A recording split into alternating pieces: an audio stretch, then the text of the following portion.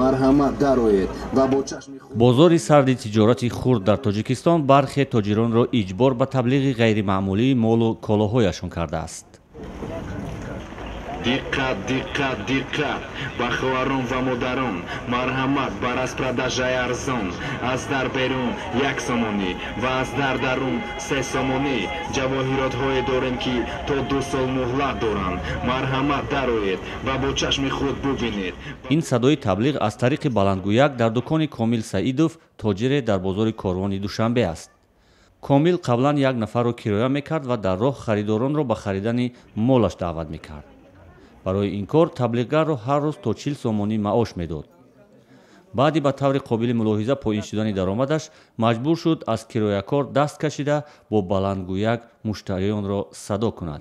ҳамин масалан рекламае ки кардастем ҳамин хеле клиентиро файрод мекунад, ана савдо мекунем, набошае ира мекушем вообще савдо намешавад. ин соин фикр ки мақсад чем як одамира ки мақсад сумш метим ин хубай чӣ мекунӣ свет аз ҳақш мекунӣ хундан мегира. Внимание, внимание. тиҷорати хурди Комил шурӯъ аз соли равон тақрибан 50% поин рафт. ӯ чунин тарзе ба такрор ва бо баландгӯяк таблиғ кардани молашро фикр кард. ҳарчанд бархи харидорони бозорро садои таблиғ нороҳат мекунад, аммо теъдоде аз харидорон мегӯянд агар ин садоро намешуниданд шояд ба дукони Комил ворид намешуданд. ҳамин эълоне ки кардестиян мо ҳамеаш шунида дар ҳаминҷо даромадем. агар намешуд мо намефаҳмидем ки инҷо арзон аст.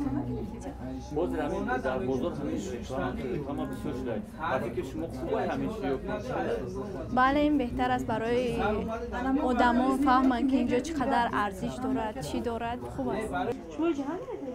коҳиши тиҷорати хурду миёна тоҷиронро маҷбур кардааст ки роҳҳои ҷалби харидор ба молу колоҳояшонро ҷустуҷӯ кунанд.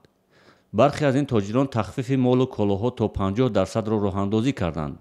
аммо бо ин ҳам мегӯянд поин рафтани қобилияти харидории мардум боиси моҳҳо бехаридор мондани молашон дар дуконҳо шудааст.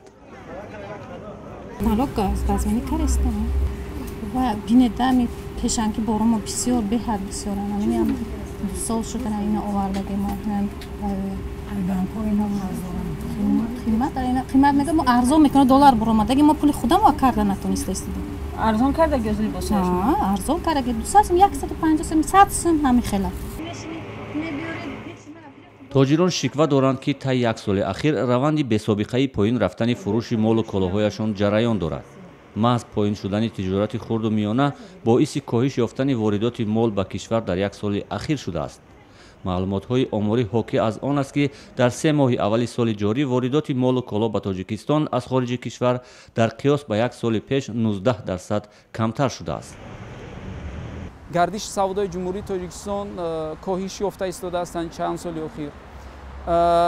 воридот кам шуда истодааст. даромаднокӣ аз соҳаи муҳоҷирати меҳнатӣ хуб кам шуд ва нисбатан афзоиш ёфтани маҷмӯи маҳсулоти ҷумҳурии тоҷикистон аммо на зиёд аз 7%, яъне камтар аз 7%.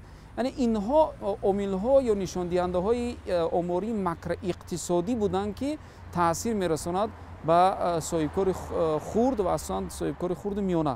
зеро ки онҳо дар зинаи охирин ҳастанд. дар зинаи аввал асосан таъсир ба хуб соҳибкори калон ва умуман агар нигоҳ кунем ба иқтисодиёти аз нуқтаи назари макроиқтисодӣ таъсир мерасонад. дар тоҷикистон 98% соҳибкорон хурду миёна ҳастанд ки аз манобеи муҳими даромади буҷаи тоҷикистон ба ҳисоб мераванд. коҳиши даромади онҳо метавонад боиси бад шудани сатҳи зиндагии мардум гардад.